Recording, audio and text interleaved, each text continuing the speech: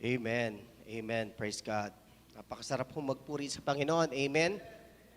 Siguro po wala nang masasarap pa na masabi natin ng taos sa ating mga puso that it is well with my soul. Na okay ako, tahimik ako, payapa ang aking loob. At kung ito po yung ating nararamdaman ngayon, well, magpasalamat po tayo sa Panginoon. Amen? At kung hindi naman po ito yung ating nararamdaman ngayon, well then, let's make it all for our souls. Let's make it well for our souls. At paano po natin gagawin yon? By consulting God and His words. After all, sino ba naman ang gustong malungkot ang buhay na puno ng pag-iisa? Kaya nga sabi nila, ang pagsisisi ay nasa huli. Walang pagsisisi na nasa una. So dapat talaga we prevent and avoid regrets as soon as possible. Now ang tanong, kailan ba natin maiiwasan ang pagsisisi or regrets? Well, as soon as possible, habang may panahon pa, habang maaga pa, at yan ang dahilan kung bakit po natin kailangang matutunan at pag-aralan ang mga bagay patungkol sa regrets. Kaya welcome po ulit mga kapatid sa part 2 ng pinamagatang The Science of Life. Salamat Panginoon sa umagang ito. Salamat po dahil kayo po ang aming Diyos noon, ngayon at bukas. Na kung kami man po ay payapa at tahimik sa aming mga pamumuhay ngayon, maraming salamat po. Na kung hindi naman po Panginoon ang kalagayan namin ay kabaligtaran, dumudulog po kami sa inyo, sa inyong harapan ng kapayapaan at katahimikan, lalo na sa aming mga puso. Kaya Panginoon, patuloy ang pagpapatawad niyo po sa amin, sa aming mga kasalanan, ng aming hiling. At patuloy niyo pong punan ang aming mga kakulangan, Panginoon. Paging dapatin niyo po kami ng mas maging malapit po kami sa inyong banal na presensya, Panginoon. Nang sa gayon ay mas marinig po namin ng malinaw ang inyong pong pagpapala at mensahe sa amin. Amin pong hiling na kami po ay yung pagalingin, palakasin at pagpalain. Kayo po ang siyang mangusap sa amin sa mga sandaling ito. At gamitin niyo po ang iyong lingkod, Panginoon, bilang tungtungan ng iyong mga paa nang patuloy naming maitaas kayo sa umagang ito, Panginoon. Umaasa po kami at nananalig kami na kami po ay inyong kakausapin, na kami po ay inyong tuturuan, na kami po ay inyong palalakasin. Salamat po, Panginoon. Ito po ang aming panalangin sa pangalan ni Jesus na inyong anak at aming tagapagligtas. Amen. Amen. Praise God. Amen. Purihin po ang Panginoon. The Science of Life. Ang part 1 po natin ay diniscuss po natin last year. Amen. Last December po. Of course, last month yon. So kung nais nyo pong balikan, please visit our YouTube channel, JIMSC AG. Now, ang part 2 po for the Science of Life ay nakapokus sa mga bagay na pinagsisisihan ng mga tao sa buhay. What do people regret about? Ano-ano nga ba ang mga bagay na the science of life ng tao? Unang-una, deeds that do not bring desired result. Pinagsisisihan natin ang mga gawa natin na hindi naman nagre-resulta ng ayon sa ating ini-expect. Yung bang tipong paldo na sana pero sablay pa rin. Yan po sa salitang Gen Z. Yung bang tipong hindi mo gusto ang bunga. Hindi mo gusto ang nangyari, pero yun yung nangyari, naging result ng ating ginawa. At dahil hindi po yun yung ine-expect natin na output, dumadating tuloy tayo sa point na pinagsisisihan natin yon. Actually po, kung titignan po natin yung Bible, hindi lang po tayo ang nag-iisa sa department na yan ng regrets. Sabi nga po sa Genesis 6:6, the Lord regretted that He had made human beings on the earth, and His heart was deeply troubled. Binigyan po kasi ng Panginoon ang tao ng free will. Kalayaang pumili na gawin ang gusto niya. Kaya naman kapag pinili niya at ginamit niya ang kalayaan para gumawa ng mali, siguro po nasasabi ng Diyos na, ba't pa kasi nabigyan-bigyan ko or nagawa-gawa ko yung tao? So imagine, Diyos na po yun sa ating pa kaya mga tao lang, mga kapatid. Ang pinagsisisihan natin madalas ay gumagawa tayo ng mga bagay na akala natin pakikinabangan natin in a very selfish way. Tapos hindi naman pala ganun yung naging bunga. Example po, habang inuubos mo lahat ng lakas mo para maging bida ka, tapos hindi ka naman naging bida. Yung bang gusto mong magibabaw ka, kaya naglakas-lakasan ka, pero ang naging bunga, ikaw pa rin yung natalo at lumabas na mahina. Yung bang gusto mong matanggap ka, to be accepted, but in your effort, kabaliktaran pa, yung nangyari, ikaw pa yung na-reject. Ang Panginoon po, meron din pong sinasabi sa mga bagay na yan. At makikita po natin yan sa 1 Samuel 15:11. The Lord says, I regret that I have made Saul king because he has turned away from me and he has not carried out my instructions. Sa ating mga pansariling buhay, mga kapatid, bilang mga tao, meron din po tayong mga pinagsisisihan. Yung bang tinulungan mo na, pinalakas mo na, binigyan mo na ng mga bagay at pagkatapos ang masakit dito, ginamit niya lang yung binigay mo sa kanya para lang labanan ka. Isa din pong the sayings of life ng marami yan. Now, another sayings of life is deeds that are unkind, hurtful, and cruel. Ang espiritu po natin by default, pattern mismo sa wangis ng espiritu ng Diyos. Kaya po, kahit may mga panahon na ikaw ay mabangis, panahon na ikaw ay mayabang, panahon na ikaw ay mapagmataas, dumarating yung udyok ng iyong espiritu, kaya minsan parang nare-realize mo na lang, pinagsisisihan mo. Minsan po kasi we are so agenda-driven. In fact, we become so purpose-driven that we forget to be kind sometimes. Lalong-lalo na kapag nasa leadership role ka, pinipilit mong meron kang ma-achieve, pinipilit mong meron kayong mag-goal, to the point na nagiging harsh ka na pala sa mga kasamahan mo at sa mga tauhan mo. Yung bang pag masyado ka kasing goal-oriented, pag masyado ka kasing gusto mong makamit lahat, minsan hindi mo namamalayan, nagiging malupit na tayo at hindi na tayo nagiging mabuti sa ating kapwa. Huwag po sana nating kalilimutan mga kapatid that life is not just a destination, but it is a journey. At karamihan po sa atin, hindi natin namamalayan na nasasacrifice na natin yung journey because we are so occupied in pursuing the destination. Sabi nga sa 1 Chronicles 21:14-15, so the Lord sent a pestilence upon Israel and there fell of Israel 70,000 men. So ang Diyos ay nagpadala po ng salot sa Israel para parusahan niya. At dahil doon, yung 70,000 na tao na yon namatay. Next verse. Sabi ho dito, and God sent an angel to Jerusalem to destroy it. And as he was destroying it, the Lord beheld and he regretted and relented of the evil and said to the destroying angel, it is enough. Now stay thy hand. Pinaparusahan po ang Israel at 70,000 na po ang namatay. Tapos nagpadala pa po ang anghel na pupuksa at wawasak sa Jerusalem. Pero biglang nagbago po yung isip ng Panginoon. Sinabi niya, tigil na, tama na. Now, you might be asking, bakit po nararanasan ng Israel yon? Of course, alam naman natin ang storya. It is for discipline, it is for lesson. At dahil ang Diyos po ay mabait, siya rin naman ay tumigil sa kanya ang ginagawa. So why did the Lord regretted his actions? Ang paliwanag po niyan, mababasa ho natin sa 1 Chronicles 21:16.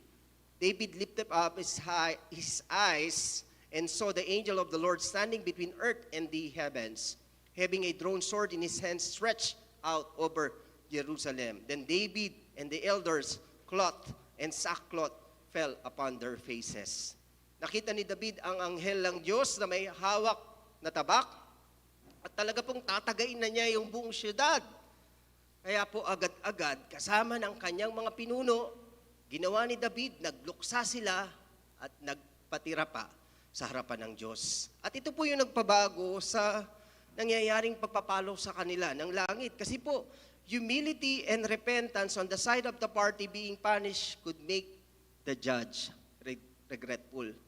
Pagka po merong isang tao na gumagawa sa atin ng masakit, gumagawa sa atin ng mali, kung yung taong yon ay tao talaga, na kapag itinugon natin sa pagpapahirap niya ay kababaang loob, kabaitan at kabutihan, for sure, magsisisi rin po yun. Now, meron din naman po na hindi talaga mabuti. Pag ginagawan ka ng masama at ikaw naman ay nagpakumbaba, para bang lalong lumalakas yung loob nila at tumatapang. So dapat sinusuri mo rin kung sino ang iyong kaharap. Pero ang pinaka-safe po talaga sa atin bilang mga tao, pag tayo po napapalo ng langit, siya sa atin ang sarili, magpakumbaba, magbago agad at magsisi. Pag po kasi nakita ng Diyos ang pagbabago, nakakakita siya ng kagandahang loob, definitely siya rin mismo magbabago sa kanyang dealing sa atin. Kasi kapag nagmatigas ka, kahit kailan, hindi mo naman hindi ka naman mananalo sa Panginoon, kahit gaano ka pa katigas. Although the Lord essentially doesn't change, of course, but the Lord changes in the way He deals with people according to the behavior of the people He's dealing with. Kaya nga sabi nila, yung Diyos daw, merong kahinaan. Meron po bang kahinaan ng Diyos? Ang kahinaan ng Panginoon, yung hindi kanya kayang tiisin na hindi patawarin kapag ikaw ay nagpakumbaba sa Kanya. Amen? Kaya, pag po nararamdaman natin na, ba't kaya ganito yung nangyayari sa buhay ko? Ba't kaya nagkasakit ako? Ba't kaya may nangyaring matinding problema sa pamilya ko? Minsan, tanungin natin yung mga sarili natin, hindi naman siguro masamang itanong, palo ba to ng langit? Hampas ba to ng langit yung nangyayari sa akin? At kapag na-realize natin na ganun nga, agad po tayong magpakumbaba ng loob. Amen? Sapagkat ang Diyos po ay mabait. At pag nakita niya tayong may kabaitan, kahit sa kanyang pinapalo, agad-agad po siyang tumitigil. Kaya kung nandyan ka sa mga panahon ng paluan, mga kapatid, may panahon pa para makalabas ka dyan. Magpakita ka ng tama sa Panginoon. Kasi habang dinidisiplina din naman ng Lord sa atin, nakamatsyag po siya at nanonood po siya kung ano po yung ating mga ikinikilos. Amen? So ano pa po ang pinagsisisihan ng marami or the science of life? Deeds done on impulse or deeds done without thinking. Mga ginagawa ng tao na pabigla-bigla, bugso, silakbo ng damin. For example, init ng ulo, gaan ng kamay, bilis ng dila sa pagsasalita. Ito po kadalasan ang pinagsisisihan natin sa buhay. Proverbs 14:17, the hot-headed do things they later regret. Ang mga maiinitin daw pong ulo, yung mga madaling magalit, gumagawa daw po sila ng mga bagay na for sure, pagsisisihan nila sa paglipas ng konting panahon. Kaya nga ang sabi ng matatanda, di ba, sikat na sikat to, ang naglalakad ng matulin kung matinik ay malalim. Yun daw pong masyadong mabilis mag-conclude, mabilis mag-judge, mabilis magsalita, mga judgmental, ika nga, definitely malalim din po yung sugat na natatamo nila sa buhay. Lalo na yung sasabihin nyo, ay, okay lang yung sinabi ko, joke lang naman yun eh. Tandaan po natin, all jokes are half meant. Hindi po nabubuo yung perception ng joke kung wala kang parte ng isip mo na iniisip mo patungkol sa ganun. So if I were you, wag ka na lang mag-joke. Kasi magkakasala ka lang. At pag nagkasala ka, soon magsisisi ka. Ang matindi doon, baka merong palo yun pag nagkataon. Amen? Paalala ang gamot sa taong nakakalimot. Alam po natin to. Alams natin to. Pero kung minsan, joke pa rin tayo ng joke. Akala natin nakakatuwa tayo. Ngumiti yun sa harap mo kasi mabuting tao yun nung nag-joke ka. Pero ang Panginoon hindi natuwa sa joke-joke mo. Kaya mag-iingat po tayo mga kapatid. Now, on the contrary, ang naglalakad ng marahan, kung matinik ay mababaw, siguro po sa bago ngayon, karamihan po, hindi na po naiintindihan ng mga young people yung mga kasabihan na to. Kasi po, hindi na sila naglalakad ng nakayapak or barefooted. Ang matindi po doon, baka hindi na nga sila nakakalakad sa bukid. Yung ibang mga kabataan, yung ibang mga bata ngayon, baka hindi nga ho alam kung ano yung tsura ng bukid. Kaya kung naglalakad ka ng walang sapin sa paa, imagine, tapos mabilis kang maglakad, definitely, mas malalim yon pag natinig ka, di ba? Amen? Lalo na yung mga makahiya, ang sakit nun. Maliliit lang yung tinik, pero matatalim. Ano po? Pero kung magaan, dahan-dahan kang naglalakad sa buhay, mas mababaw, you see, dito pa lang, kitang-kita na natin yung wisdom na binibigay ng Panginoon sa ating mga lolo't lola, sa ating mga nakatatanda. Kaya tayong mga kabataan, kahit mas advanced tayo sa internet, mas advanced pa rin sa experience yung ating mga magulang at mga nakatatanda. Amen? Amen. Kaya po dapat ang tao hindi dapat agad-agad nagsasalita. Hindi agad-agad umiinit ang ulo. Hindi agad-agad nagagalit. At yung silakbo ng damdamin, dapat binabantayan po yan, hindi basta-basta pinagbibigyan. Dahil soon, may pagsisising kasama po yan. Di po ba? Kitang-kita na lang natin yung mga tinatawag nating mga, uso sa internet ngayon, yung mga road rage. Alam niyo po ba yung mga road rage, yung mga pag-aaway sa daan? Dati pa naman yan eh. Hindi naman nagbago. Meron din dating, baka nga mas matitindi pa yung mga road rage dati. Ang pinagkaiba lang ngayon, nare-record kasi. Kasi halos lahat ng tao may cellphone. Halos lahat ng sasakyan merong dashcam. Nare-record nila lahat ng nangyayari. Kaya na-upload nila. Definitely, kahit gaano kakatapang, pagkatapos bumaba ng init ng ulo mo, anong mararamdaman mo? Magsisisi ka. Isa pa pong pinagsisisihan ng marami, the sayang of life is trusting untrusted people. Yung mga untrustworthy people. Nagtitiwala sa mga hindi dapat pagkatiwalaan. Amen? Nakakapagsisi po yun. Kaya lang, ang challenge po dito, madalas, uli na pag nalaman mo na hindi pala dapat pagkatiwalaan yung tao na yon. Kasi po may mga tao na pag nabibighani sila, namamagnet sila ng mga manloloko. May mga kilala po ba tayong mga ganon? Mga kapatid, yung lapitin ng mga mambubudol, yung bang gustong-gusto nilang naliligiran sila ng mga bolero, mga manloloko, yung ayaw nilang, yung mga taong matapat sa kanila, yung mga taong nagsasabi ng totoo sa kanila, nagagalit sila agad sila sa mga ganun. Gusto nila yung mga nagsasabi, uy, ang ganda mo ngayon. Uy, ganda mo ngayon, pautang naman. Diba? So usually, ang ganitong uri po ng tao ay nabubulag. Kung tayo man po yun, mga kapatid, lalo na't meron kayong mga mahal sa buhay na nagmamahal sa inyo, na laging may sinasabi na para bang hindi sila sang-ayon sa ibang taong pinagkakatiwalaan ninyo, mabuti siguro, instead of deflecting the words that they are saying, stop and listen and think. Makinig tayo kasi baka kasi nabubulag tayo. Amen? Kasi kung meron tayong pinakadapat pinagkakatiwalaan sa buhay natin, sino yun? Of course, yung Panginoon. Kaya lang, nasa taas siya eh. Sino yun? Kung meron tayong dapat pinagkakatiwalaan dito sa lupa, yung mga taong nagmamahal sa atin. At sino yun? Kapatid mo, pamilya mo, magulang mo, churchmate mo, pastora mo. Amen? Amen.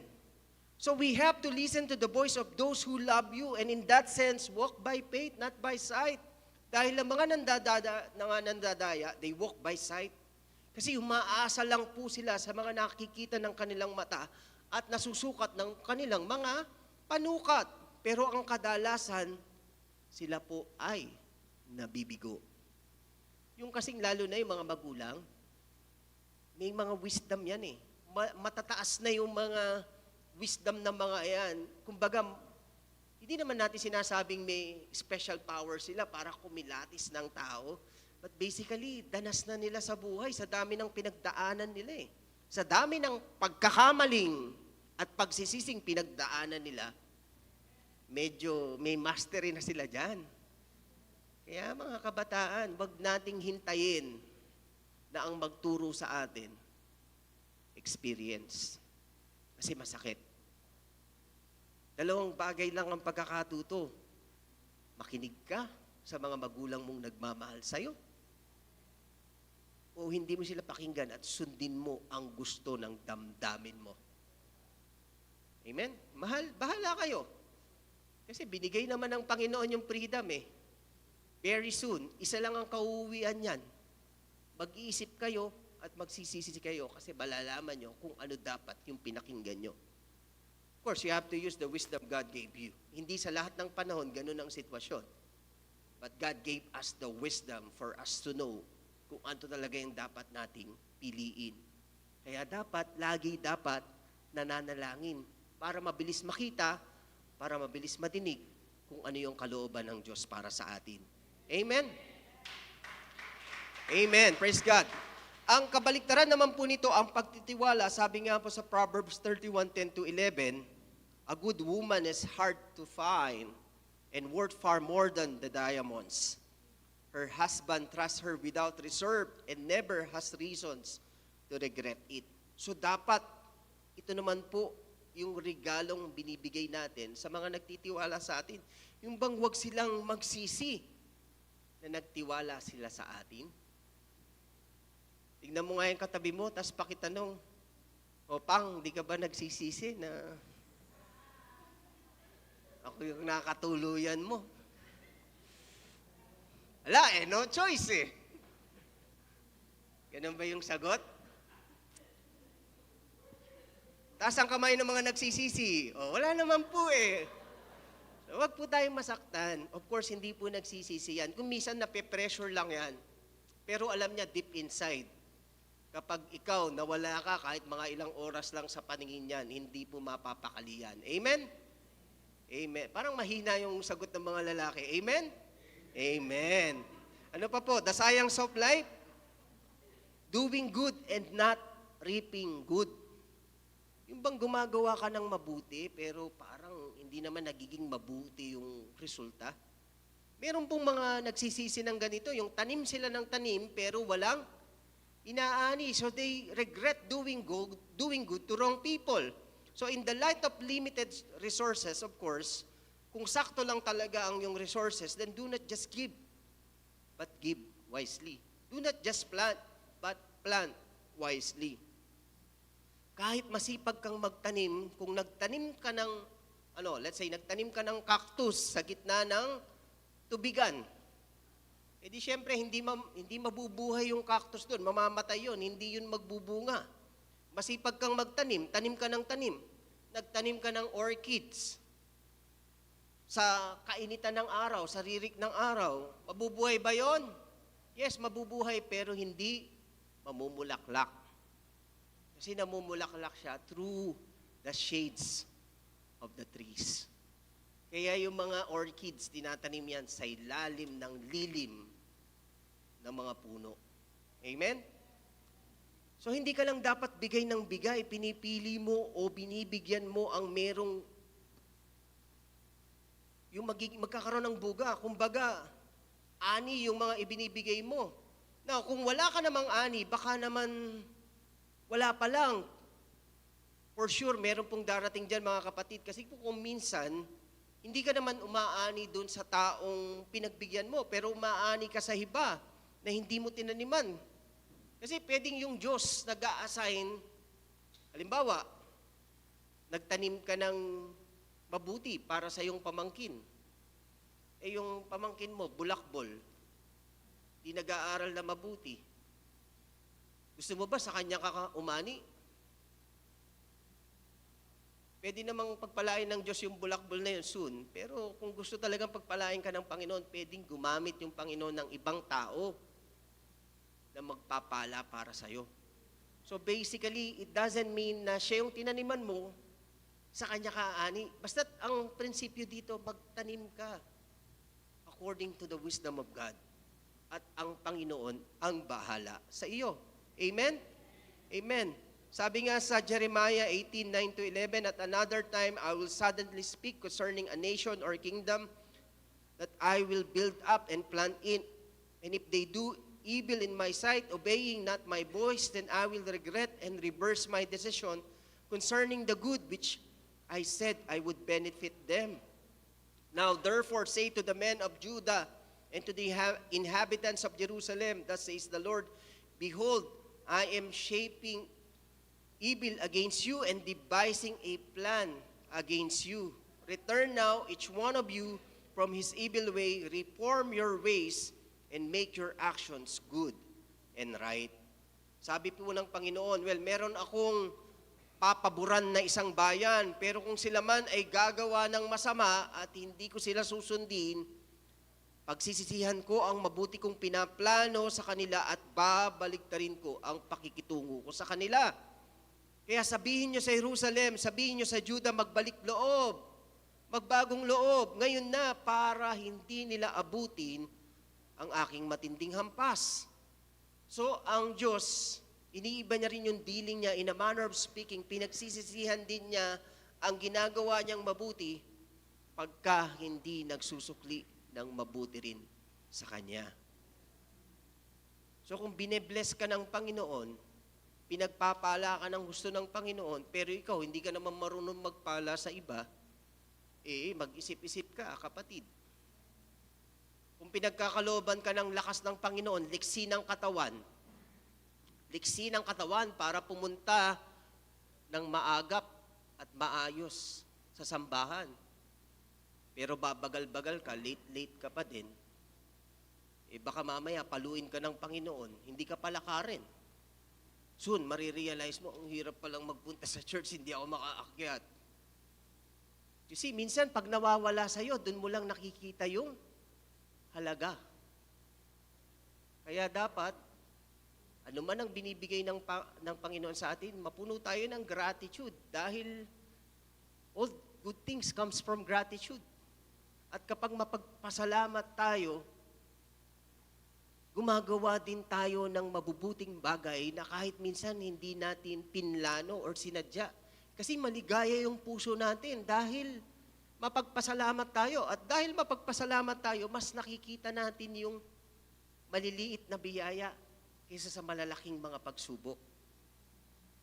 Yun yung pinagkaiba ng taong mapagpasalamat. Mas nagkakaroon ka ng paningin sa positibong bagay kaysa sa mga negatibong bagay. Kaya dapat ang tao marunong sumuri sa kanyang mga ginagawa. Amen?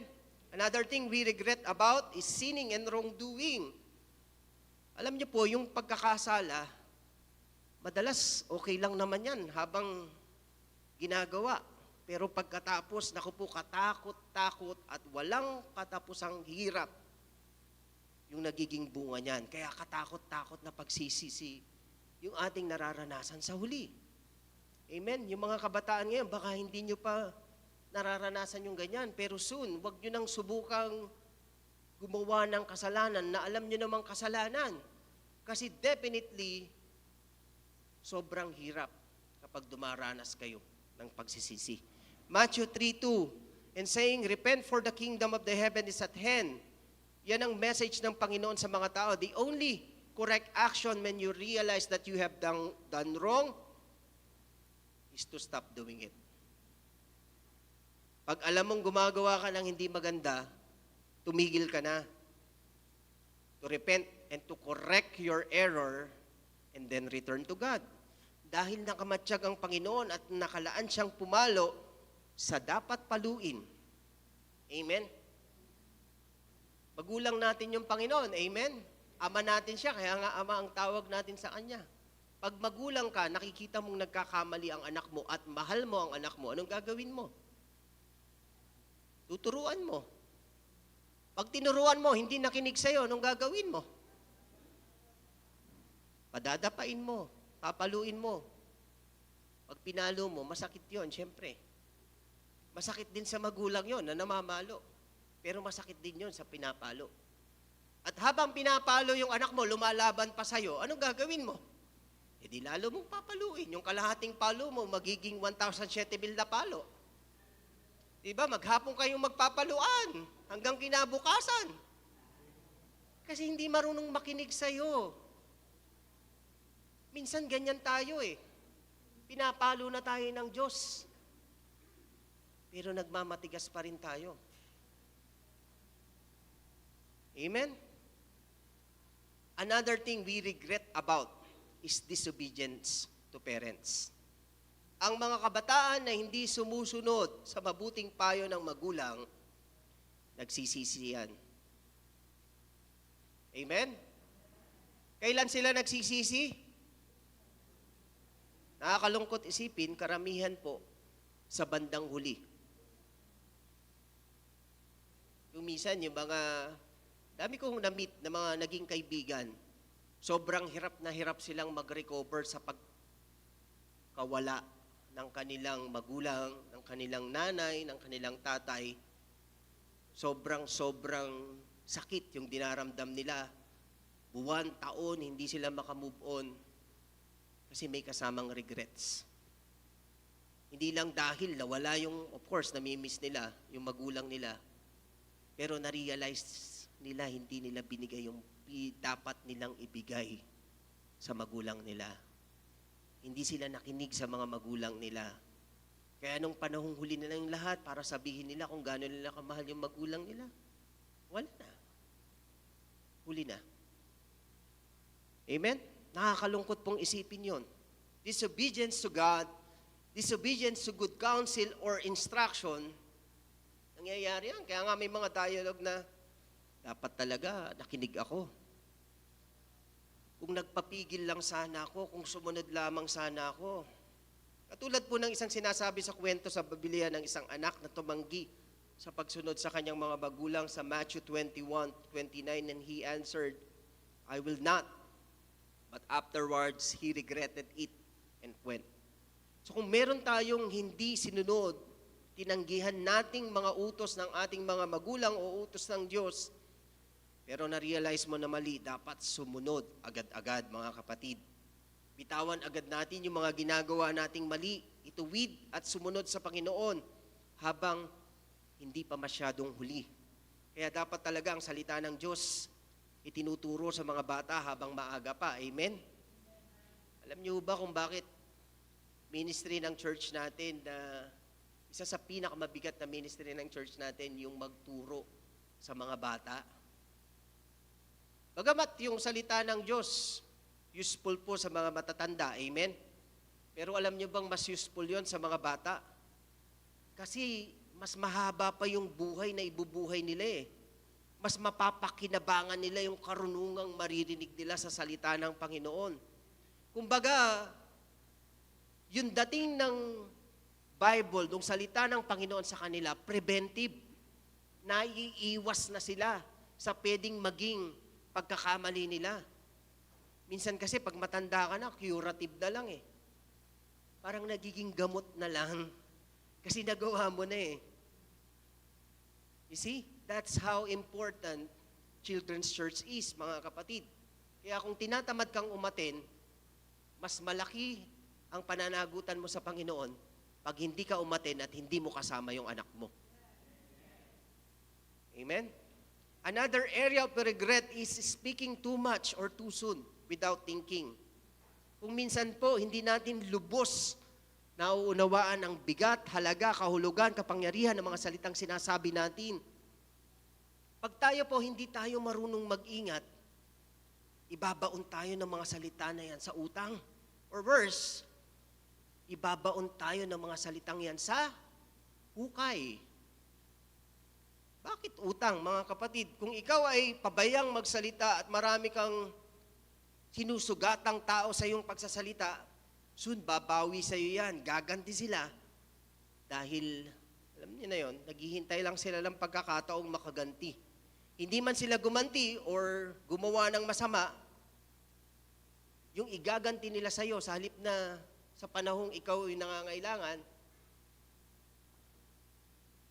hindi ka nila tutulungan. Hindi ka nga nila ginantihan, pero hindi ka naman nila tinulungan sa panahong nangangailangan ka. Mahirap po yun. Amen? Yung pagka ikaw nagluluksa ka, definitely baka hindi ka damayan yan. Pag hindi ka dinamayan yan, ang tawag dyan, ganti.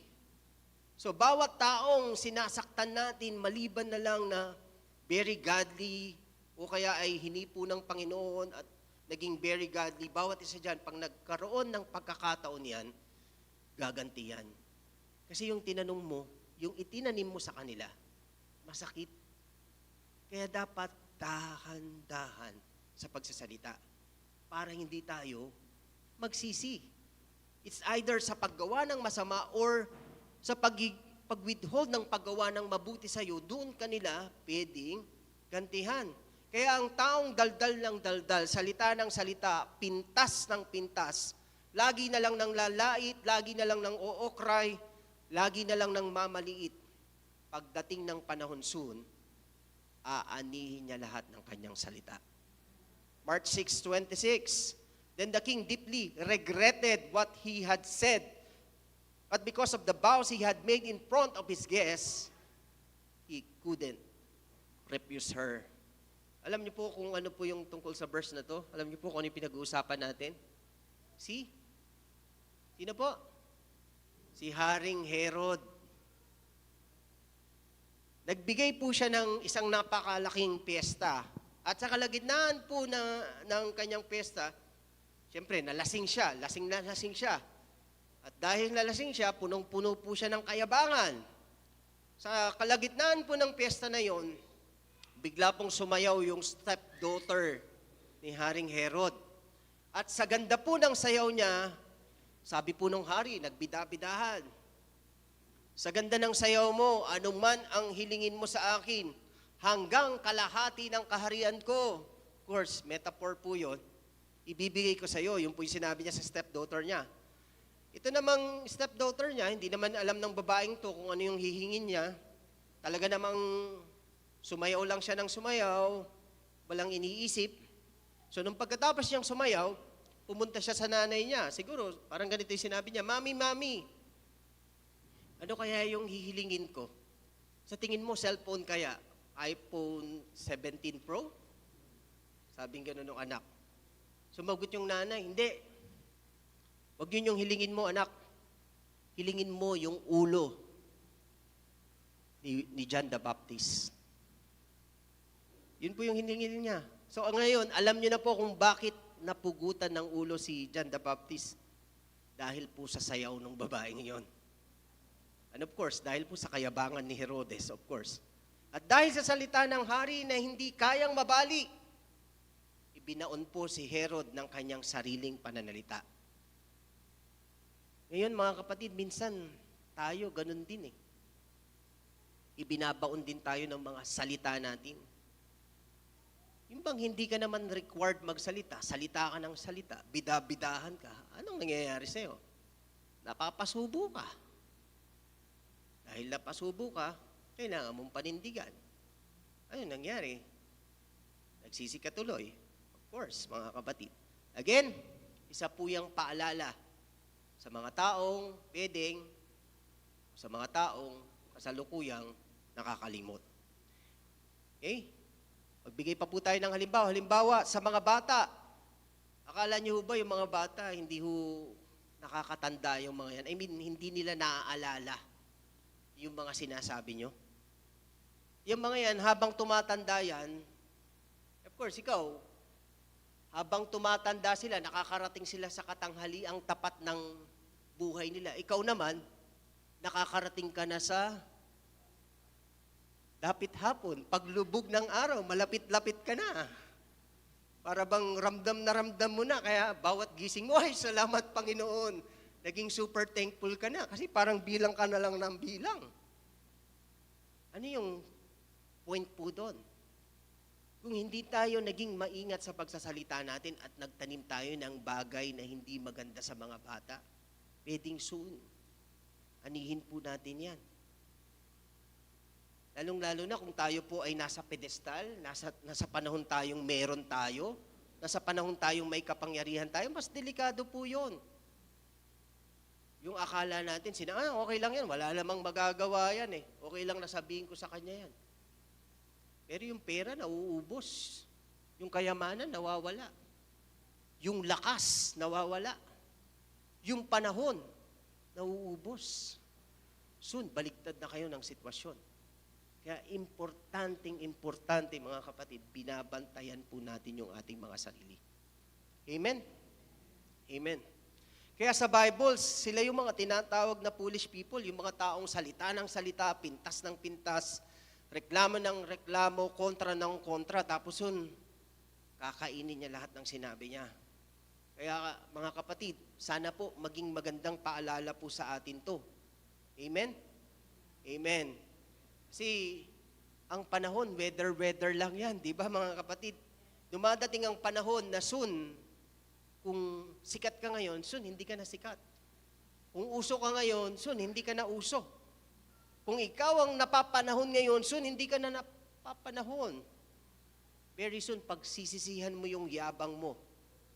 Sana na habang nasa panahon ka pa na ikaw ay malakas, magtanim ka ng kabutihan. Kung sa gayon, anihin mo po yun, mga kapatid. Amen? Kaya yung mga salitang sinasabi ng mga tao sa panahong sila ay galit, they regret it when they are calm because they talk too much. Their mouth work faster than their brain when they are angry. And then when they are silent, that's the time they think about what they have said. And that's the time na iisip nila, ba't ko ba kasi nasabi to? Or when they ignorant, they regret it when they are wise. Words said in love, but regret it once out of love. Kaya kayong mga binata't dalaga, hanggat hindi nyo pa asawa, maghulos-hulos dili kayo, mga kapatid. Lalo yung mga kadalagahan, wag po tayong masyadong palabigay. Dahil may mga binibigay tayo minsan na hindi na natin mababawi. Paano kung hindi naman kayo nagkatuluyan? Hindi masasabi mo, dagdag po natin yan, Brad, the sayang of life. Ala na, hindi mo na mababalik yon. So be careful when you are emotional because you can regret it when you are already objective or when you are in a tight place, yung nasusukol ka, nagigipit ka na because be careful because you might regret your commitments once you are free. Ibang mahilig kang, promise, gagawin ko yan. Promise ka pa. Kasi gipit ka nun. Kaya talagang kumakapit ka sa patalim. Ngayong maluwag ka na, di kinain mo lahat ng sinabi mo. The sayang of life. Kaya nga yung mga lasing, di ba mga kapatid? They regret it when they said a lot of things. They regret it. Kasi nga, usually mga lasing, maraming mga sinasabi yan eh. Diba, madaldal sila. Yung iba nga mga lasing, hindi mo naririnig nag-i-English. Pero pag nalasing, nag-i-English yan. Kinabukasan, tignan mo yan. Pag nahimasmasan yan, sising-sisi siya sa ginawa niya. Mga kabataan, when you are young and immature, na feeling nyo, ang dami nyong alam dahil sa sobrang exposed kayo sa unlimited resources sa internet, soon you will probably regret your words when you become old and mature. Lalo na pag naririnig nyo, iba yung sinasabi ng magulang nyo, sa narinig nyo, sa nabasa nyo, sa napanood nyo. Huwag kayong magbida-bidahan kung narinig nyo sa iba. Kasi hindi naman kayo siguradong pinagdaanan talaga ng taong yun, yung sinasabi niya. Pwedeng for the views. Kaya niya lang sinasabi yun or binabanggit yun. Kaya mag-ingat-ingat po tayo, dahan-dahan sa pagsalita. Isa pa pong the sayang of life, mga kapatid, hurting people, especially with words. Paulit-ulit tayo, magkakamag-anak po kasi yan, mga kapatid. Mas marami tayong sinasabi na words, mas marami tayong pagsisisihan soon. May lumayo, may nagalit, may nagtampo dahil sa pagsasalita natin. Mag-ingat-ingat po tayo sa pagsasabi at pamimintas. Dahil nakakarating po yan sa mga pinipintasan natin, di ba mga kapatid? Kung sila man po ay nananatiling civil, mabait, polite, lalo na sa politika, yung karamihan sa mga tao dyan, civil lang. Pero pag nakatalikod yan, siraan ng siraan. Pero pagka meeting, nasa harap ng ibang tao, nagkakamayan yan, nagngingitian. Amen? Dahil siyempre, mga kapatid, kapag nagsasalita tayo ng nagsasalita, imposibleng hindi makakarating yan. Diba sabi nga nila, may tenga ang lupa, may pakpak ang balita. At dahil siyempre, meron kayong napagsabihan nyo, nakwento nyo kung ano yung ayaw nyo sa tao na yon, hindi naman mapipigil lang taong yan minsan, yung katinang dila niya. Dahil sa kagustuhan niyang magbida-bida at maging main character, yun, ibinenta niya na lahat ng alam niya para lang bumida siya. 2 Corinthians 7:8, si Paul po na masyadong masungit magsalita, sabi niya, I did regret it. I see that my letter hurt you. Pinagsisihan ko rin na nasaktan kayo ng aking sulat. Alam niyo po yung pinakamatalim na espada sa balat ng lupa? Dila ng tao. At bawat tao, meron po niyan. Kaya dapat ang tao, bawat tao, may pagpipigil sa sarili. At lastly, mga kapatid, among other things that we regret about the sayang of life is wasting resources, especially time and opportunity. Yung mga kabataang lakwatsa ng lakwatsa, magsisisihan soon. Hindi pa siya nakatapos o nakagraduate. Minsan kasi, hanggang hindi niya pa nakikita yung mga kababata niya na nahunahan niya siya, nakagraduate na kung saan-saan na nakarating. Tapos siya wala pa rin nararating. Doon pala magsisisi yan eh. Kasi wala naman talagang pagsisisi na nasa una. Palaging nasa dulo yan. Ephesians 5:16-17, make every minute count. Don't be stupid. Instead, find out what the Lord wants you to do.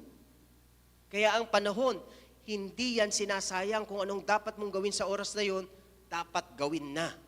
Amen? Tulad ng mga magsasaka, mga kapatid, pag taniman na, dapat ka nang magtanim. Kasi kapag nahulik tayong magtanim, lalo na sa palay, pag nahuli kang magtanim, syempre, dahil nahuli kang magtanim, huli ka ring aani. Ano yung problema kung huli kang aani? Kasi naubos na lahat ng palay doon sa bukid. Sa'yo na lang meron. Kaya, lahat na lang ng daga, ayan, sinasabi niya ang Keledi, lahat na lang ng mga peste. Dahil nabugaw na sila sa mga katabi mong bukiran, saan pupunta yan? Sa tanim mo. Kahit nagtanim ka, minsan kung huli sa panahon, pwedeng mawalan ng bunga yan, mga kapatid. Kaya napaka-importante po ng panahon. Mga kapatid, kapag binabalikan po ng tao ang kanilang buhay, hindi naman nila kadalasang pinagsisisihan yung perang hindi nila kinita o kaya yung posisyong hindi nila naabot. Ang madalas ang pinagsisisihan nila, yung mga panahong hindi sila nagmahal. Madalas ang pinagsisisihan nila yung mga salitang hindi nila nasabi. Gaya ng, I love you, Papa. I love you, Mommy. I love you, Daddy. I love you, Lolo. I love you, Lola. Siguro po, nagigets niyo yung gusto kong sabihin, mga kapatid. Madalas, nakakakita tayo ng mga ganyang mga patotoo at mga kwento na kahit minsan, hindi man nila vocally nasabi sa taong nawala kung gaano nila kamahal. Isa sa mga pinakamabigat na pagsisisihan ng tao, yung mga kapatawarang ipinagkait, yung mga sorry na hindi masabi-sabi dahil sa kapiranggot na pride na yan. Mga panghihinayang sa pagkakataong ipinagpaliban na sundin ang Panginoon sa panahong malakas sila, sa panahong marunong sila. Hindi sila sumunod at hindi sila nagpagamit sa Panginoon, mga kapatid. Mga kapatid, ang the sayings of life or regret ay paalala po sa ating lahat na mahalaga ang oras at hindi sigurado ang bukas. Ngayon sa mga sandaling ito, binibigyan po tayo ng Diyos, mga kapatid, ng pagkakataon. Hindi para manatili sa nakaraan, kundi para mamuhay ng tama simula ngayon, lalong-lalo na ngayon. kakasimula pa lang ng year 2026, mga kapatid. Kung kinakausap ka ng Panginoong Diyos ngayon, huwag ka nang maghintay. Pumili ng pag-ibig, pumili ng kapatawaran, pumili ng pagsunod. Piliin ang Panginoong Jesus habang may panahon pa. Amen? Ama naming Diyos, naway maging paalala po sa amin ang mga aral na ito, Panginoon. Inais po namin itong pag-aralan para po makaiwas kami sa buhay ng pagsisisi. Yung mga sayang at panginginayang ng buhay na maaring magpalungkot po sa amin. At higit sa lahat, para matuto kami na makaiwas kami sa iyong mga palo, Panginoon. At kung kami man po ay nandoon sa estado na umaani ng aming mga maling ginawa, panalangin po namin na buksan mo po ang aming isip, Panginoon, dahil gusto po naming palambutin na ang aming mga puso sa iyong harapan. Kaya, Panginoon, nagpapakumbaba po kami at kinikilala namin ang aming mga kamalian. Tulungan mo po kami na pagsisihan ito ng bukal sa aming mga puso, nang sa gayon, unti-unting mabago ang aming mga buhay, Panginoon. Panginoon, salamat po sa iyong mga paalala, sa iyong mga salita na tumagos sa aming mga puso. Simpleng paalala ito na sa maraming pagkakataong kami po ay nakakalimot.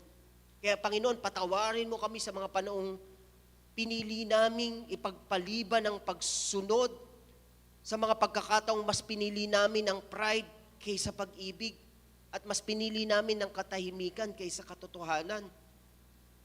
Panginoon, marami po kaming regret sa buhay. Pero salamat dahil mas malaki ang iyong biyaya kaysa sa aming mga pagkukulang. Kaya Panginoon, turuan mo po kaming mamuhay hindi sa bigat ng kahapon, kundi sa pag-asa ng ngayon. Sa pag-asa na ikaw ay kasama namin sa buhay namin ngayon. Kaya Panginoon, bigyan mo po kami ng lakas na magmahal habang may oras pa. Magpatawad habang may pagkakataon pa. At sumunod sa iyo ng buong puso, Panginoon, sapagkat ayaw po naming dumating sa dulo ng buhay namin na puno po kami ng pagsisisi.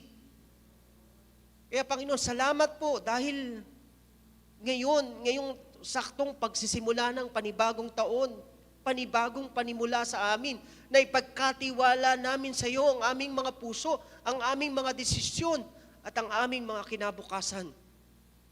Panginoon, patuloy niyo po kaming kausapin sa mga sandaling ito. Give us comfort.